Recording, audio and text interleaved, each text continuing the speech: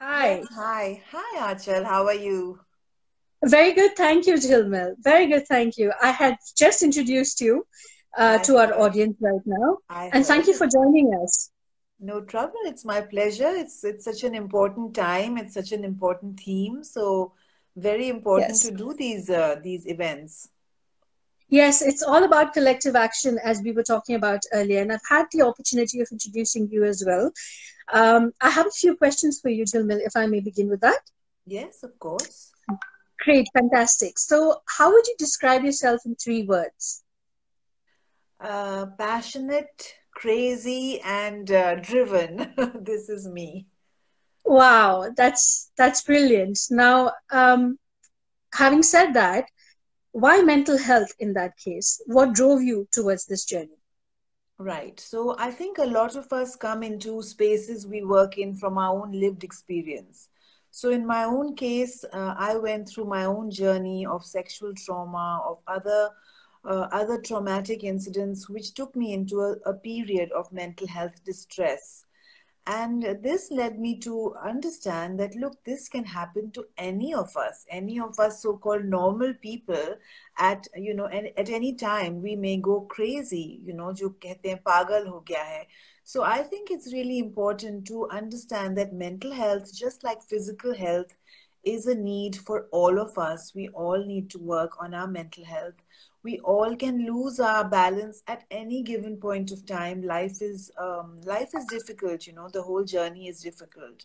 So True. I think we need to take care, and mental health really is a priority for all of us. Maybe more so during this pandemic, where a lot of people who are feeling this anxiety and this, what's going on. So there are so many reasons about why mental health.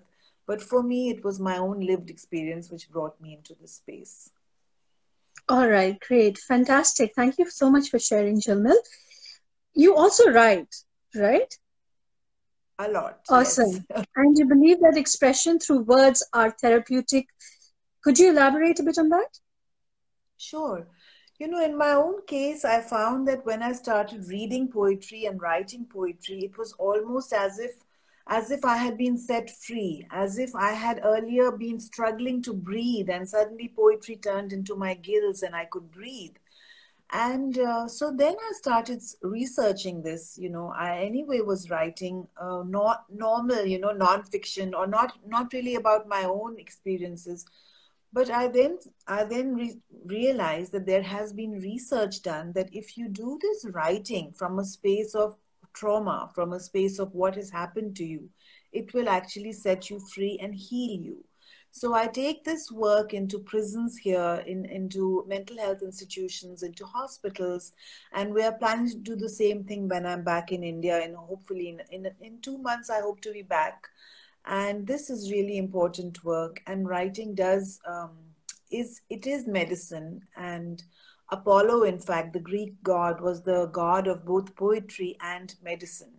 And so there is a reason why poetry and medicine are considered to be cures, and this is why I do a lot of work in this space. Wonderful. Thank you for sharing. You've somewhat answered the next question as well. However, if you'd like to elaborate on it, the question is, how do you think creative expressions play an important role in healing? I Go a think little deeper all, into it, I guess. yeah, all creative expressions, be it art, be it dance, be it even cooking. I've just edited a collection of cooking as coping, and cooking can be a very creative thing, and all of us have access to a kitchen. These days, I'm recovering from a health issue. I went through some stress and I had some issues with my heart and high blood pressure.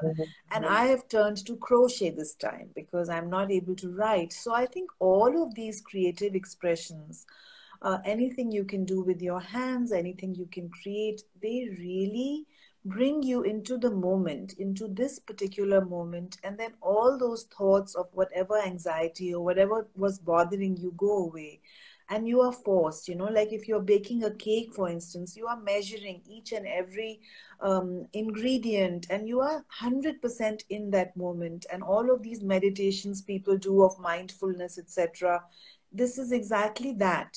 This is bringing you into that moment, and you are then not thinking about all the other things which are bothering you. And I think that's really how the healing happens. And that is how creative expressions and creative art sets you free in so many ways. So you believe that the starting point to creative healing, rather, the starting point to healing is action, is behavior, it's Absolutely. execution, basically. Okay, great, Yeah. fantastic. That's a good thought. How do you think one can be more compassionate towards self and others?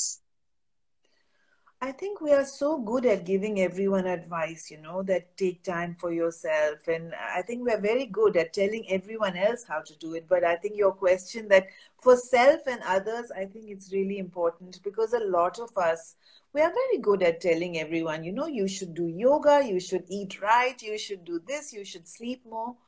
But I think the world needs us, of course, to be activists. Those of us who are called to help others, of course, we are doing all of this. But I think it's very important, as you say, to do the same thing for our own selves, to take time for our own selves, to understand when we are tired, to heal in our own way. Because if there is no us and there's no energy, there is no way we can really go forward. So I think these are really important. And the time for collective action is now. India is burning in so many ways. I'm horrified at the rapes, at Hathras, at everything. I'm just thinking that India is really burning. Collective action is needed now. I am so proud of you all. I'm so happy to be a part of this initiative, that you are doing this, because it's really important. We need to hold hands. We need to come together. We need to try and help heal, help bring action to those who are suffering, and as well as take self-care and, do whatever our bodies and minds need as well. Wow. Okay. So you've brought two elements there. One is taking care of oneself, self-care, and the other is taking care of the other, right? Somebody else in front of you. So if I go back to self-care and look a little deeper into that, what is self-love according to you? To me, I think self love is an acceptance of us just as we are now.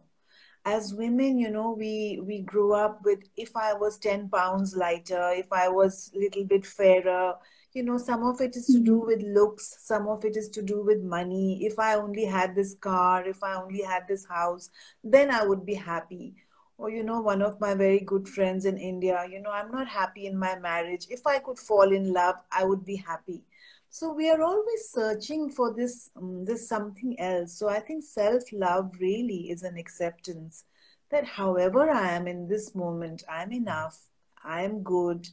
My friend in LA, actually, Juhi is her name, and she's a survivor of trauma, and she was talking to me on a phone the other day. And she said, Mhm. my stomach, my waist is 54 inches, and every day I stroke it and I tell it, this is trauma. I see you. I love you. I don't want you any thinner. And I think that's beautiful. And I think that's self love. That is wonderful. Yes. 10th being Mental Health Awareness Day. What do you look forward to the most? For mental health, I think, especially in India, we are definitely moving towards more rights, more awareness. But I think so much needs to be done to make more resources available for mental health, to make it more accessible, to think about the places in the margins, for example, Dalit mental health, queer mental health, all these areas all these areas in the margins. Sometimes people think that mental health is the same for everyone, but we are all different identities and everyone has different needs.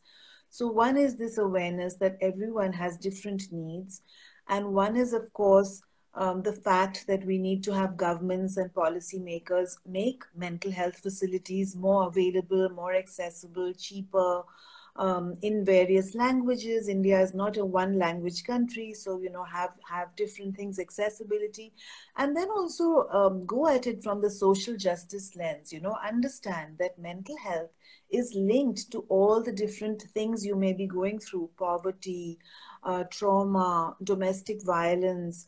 anything that you are going through, look at it from the social justice lens, not just ki, oh, iska dimag kharab ho gaya hai, something is wrong with this person, they have mental illness, give them drugs, they will be fine. This is not the way to look at mental health. And looking at it, again, I come back to your word collective, looking at it not as the individual, but as a collective, at the society, at the family level, at the economic level. That's when we start to see, what's wrong and how can we start to fix it? How can we start to address it? So that is what my dream for mental health for India is, to look at it from the social justice lens and think of all these intersections and marginalizations. Yes, you're right there that looking into the intersections and marginalizations is vital and imperative in the current times. As an author for Youth Ki Awaaz, what role do you think the youth plays in spreading awareness for mental health?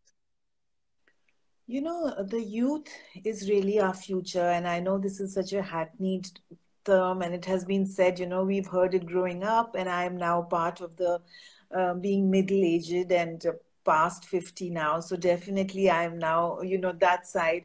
And I'm so proud actually, I had something called Bhor Foundation. It's a small Indian charity.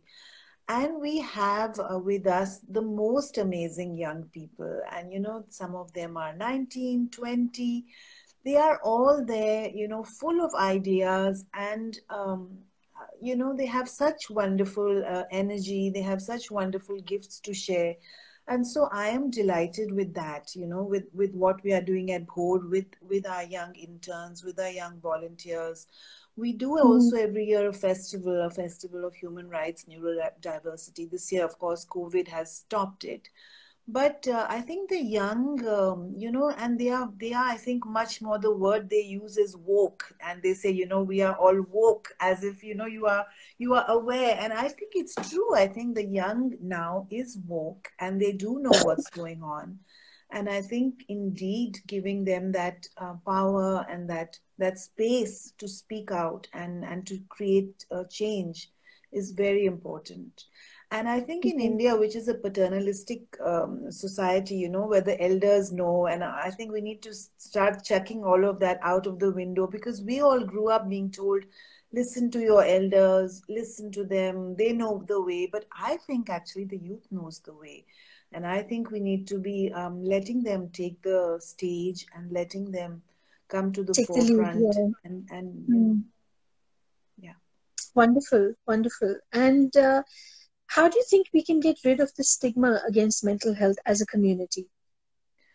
I think the more people who speak about it, the more people who share about it, that is one of the very important parts in removing the stigma. I was speaking with someone the other day and she said, just as we say, I had a fracture, I broke my arm or something, and no one bats an eyelid. There is no stigma to breaking your arm. Even to something like having cancer, people talk about it. But when it comes to depression, anxiety, bipolar disorder, there is this feeling that I must hide this. People will think there's something that I'm crazy because of all the media, the way books are, the way films are. I think so much has to be done. Again, coming back to your lovely word collective, it is a collective effort, because in media, if we stop having headlines, like man with schizophrenia shoots a person, and so we have these negative portrayals of mental health. And I think the more people like you or me or other people, that's why I edited this book called Side Effects of Living. And we had normal people telling their normal stories of how they went through a battle or went through some issue with mental health, and then how they came out of it. And so when more and more people share, you will feel, oh, this could happen to my brother, my neighbor, my sister, me. The stigma will start to go away. That's really why we do what we do. Interesting. All right. Great. So that was very informative, Chinmay. Thank you so much for sharing so many insights of yours.